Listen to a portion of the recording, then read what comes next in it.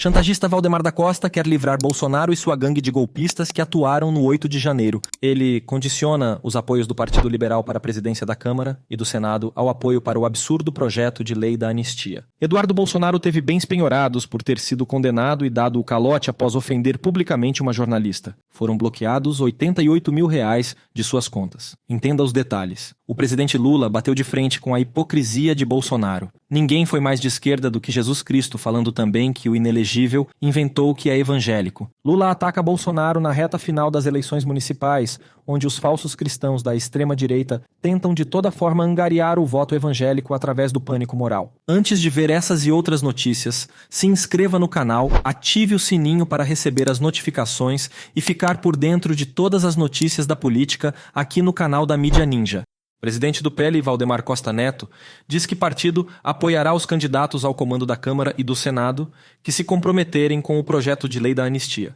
Isso é uma nítida chantagem para um projeto totalmente inconstitucional e descabido.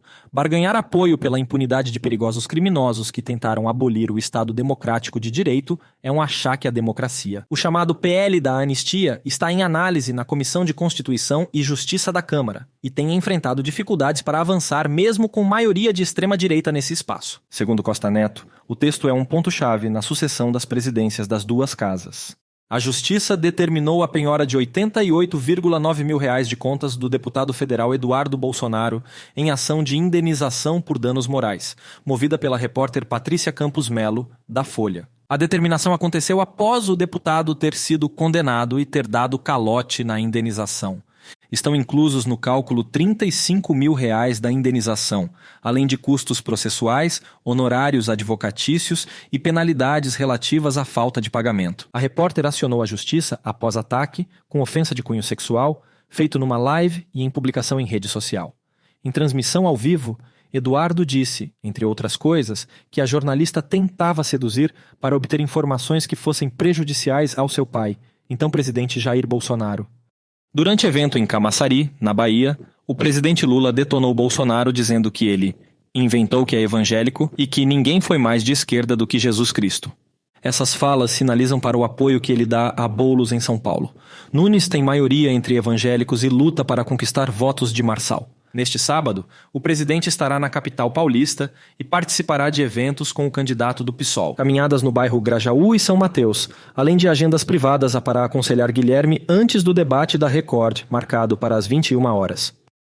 O presidente Luiz Inácio Lula da Silva disse que vai lançar o maior programa de crédito da história do Brasil, hoje em São Paulo. Vai ter crédito para quem vende cachorro-quente, pipoca, para pequeno empreendedor, microempresário, médio empresário. Vai ter crédito para a habitação, vai ser a maior política de crédito.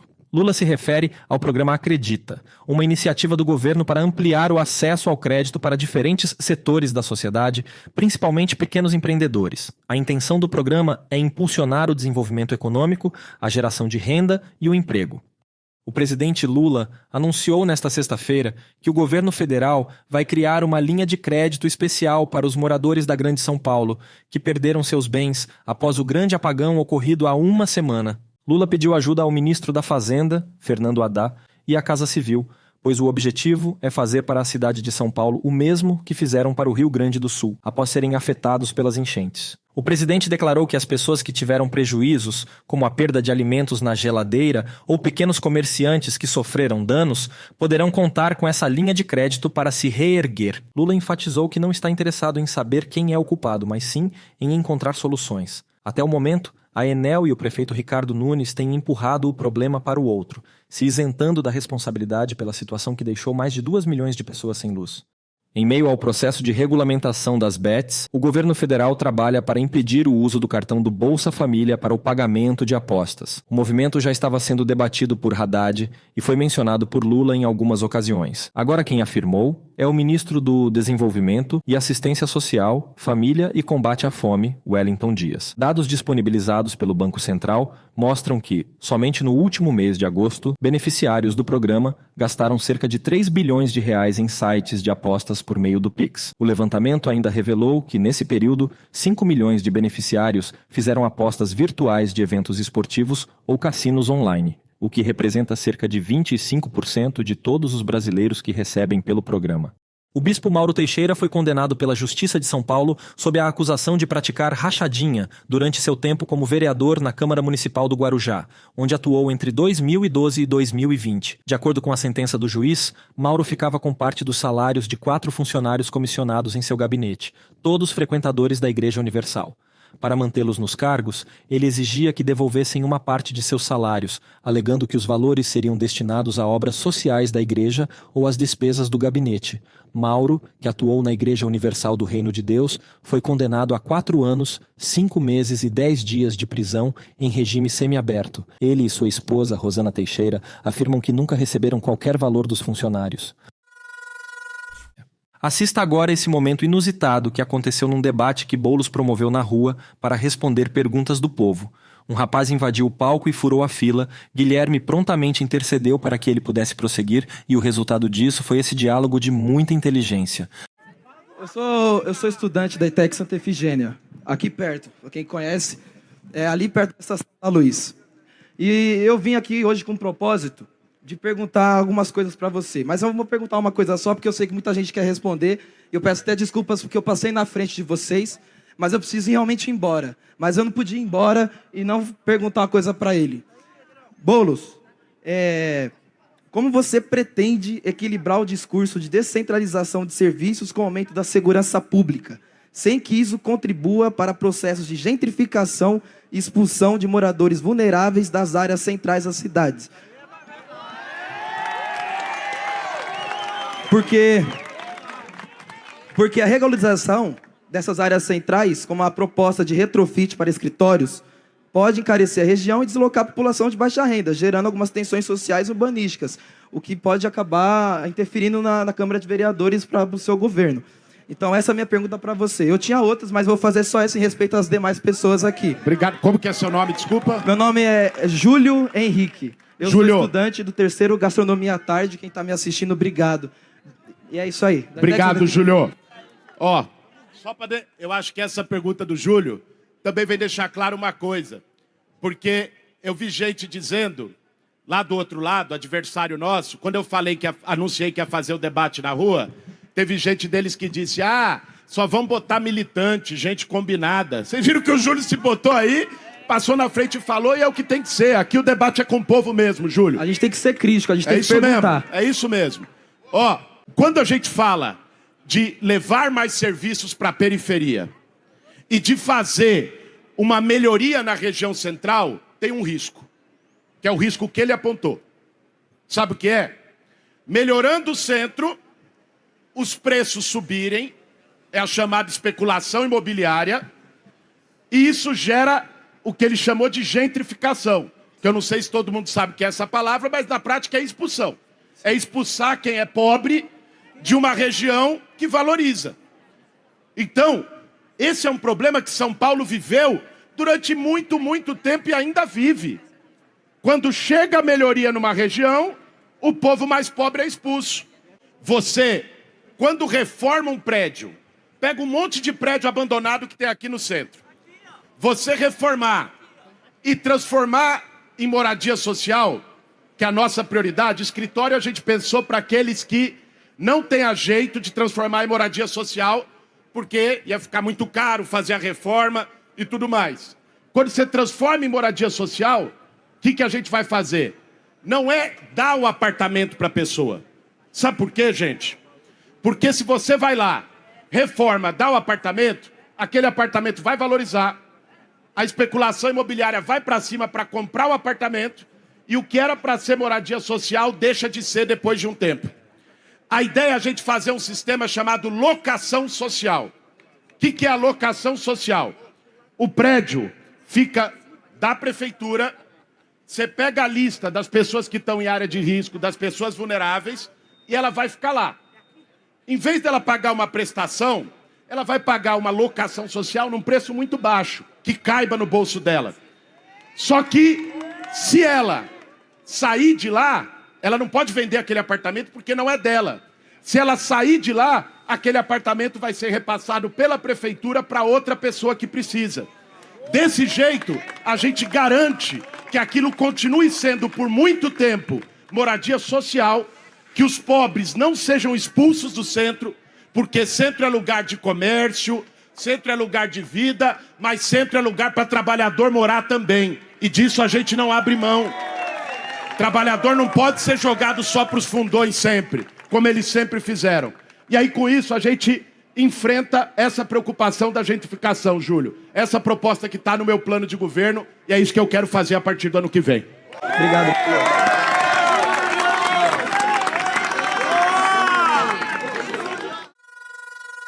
Veja agora Lula no comício da arrancada para a vitória nas eleições de segundo turno dos aliados do governo. O evento ocorreu na última quinta-feira, na Bahia. No trecho, ele dá umas porradas nos candidatos bolsonaristas e traz o discurso religioso que está quente na pauta do governo, depois que o líder da bancada evangélica, Ottoni de Paula, o recebeu em evento religioso nesta semana. Orgulhoso de ver o Caetano arrumar uma vice, uma mulher negra, uma pastora. Tem nada mais extraordinário do que essa união de dois partidos de esquerda. A gente não tem medo de dizer que a gente é de esquerda, porque ninguém foi mais de esquerda do que Jesus Cristo. Ninguém brigou mais pelos pobres do que Jesus Cristo. É exatamente por brigar pelos pobres, de cuidar dos doentes, de atender os mais necessitados, que os ricos da época mandaram crucificar Jesus Cristo, mandaram ressuscitá-lo. E nós não podemos esquecer isso, porque não é nenhum granfino que vai cuidar de vocês, não é nenhum granfino, porque pobre só é lembrado por eles em época de eleição. Em época de eleição é beijinho, beijinho. Depois das eleições é tchau, tchau para o povo pobre deste país. Eu vou sair correndo daqui, porque eu tenho que chegar em São Paulo hoje à noite. Devo chegar à meia-noite. Vou dormir às 9 horas da manhã. Eu tenho o lançamento do programa Acredita. Depois eu tenho um comício em 2 cidades à noite. Depois, no sábado, eu tenho um comício, 2 comícios em São Paulo. Depois eu volto para Brasília, sábado à noite. E domingo eu viajo para a Rússia. É 17 horas de voo no avião. E eu quero que vocês rezem, porque vocês viram o que aconteceu comigo e com a Janja no México. Ficamos 5 horas rodando em cima do aeroporto, pedindo a Deus para que aquele motor não parar de funcionar. E eu tenho certeza que quando eu embarcar naquele avião, eu contarei com as preces de vocês para que eu chegue inteiro na Rússia e para que volte dia 24, para no dia 27 votar no teste, para a gente voltar a governar as cidades brasileiras. Um abraço, gente, um beijo no coração de cada homem, de cada mulher e de cada criança. E as pessoas portadoras de deficiência, um beijo no coração ainda maior. Obrigado por vocês estarem aqui. E eu, gente, eu quero que vocês não percam a fé de vocês, não desanimem nunca, sempre de cabeça erguida, porque a verdade vai prevalecer, a mentira vai ser derrotada e a gente vai voltar a eleger pessoas de bem para governar a nossa cidade e o nosso país. Coisa importante que está acontecendo no mundo, pastora Deia, é que a mulher aprendeu o mercado, aprendeu a trabalhar fora. A mulher aprendeu a sair de casa para trabalhar. Lamentavelmente, nós, os homens, ainda não aprendemos a ir para a cozinha para ajudar a nossa mulher nas tarefas de cuidar da família.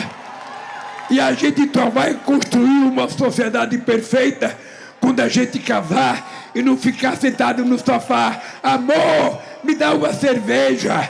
Amor, liga a televisão. Aí vai tomar banho. Amor, me dá a toalha. Amor, me dá uma cueca. Porra, levanta e vai pegar tua cueca e tua toalha. É esse mundo que nós queremos criar. É esse mundo para a gente poder dar garantia às nossas meninas e os nossos meninos que não podem crescer com medo, que não podem crescer com medo do crime organizado ou da bandidagem que manda nas cidades e hoje está mandando até na política. É por isso que eu invisto em educação. É por isso que nós criamos o Pé de Meia. E aqui na Bahia são 406 mil jovens. E aqui em Camaçari são 8.700 jovens que recebem o Pé de Meia. Meninos e meninas pobres que desistiram da escola, do ensino médio, para ajudar no orçamento familiar, porque precisava trabalhar para ajudar a levar comida para casa. E quando o ministro da Educação me disse, presidente, o ano passado 480 mil crianças do ensino médio desistiram da escola para poder ajudar no orçamento familiar, eu fiquei pensando, que futuro tem esse país? Que futuro desse país se a gente permitir que as nossas meninas e os nossos meninos deixem de estudar para trabalhar? O que é que eles terão no futuro? Eu falei, não, nós vamos colocar dinheiro e vamos criar uma poupança para esses meninos e meninas estudarem. E criamos uma poupança.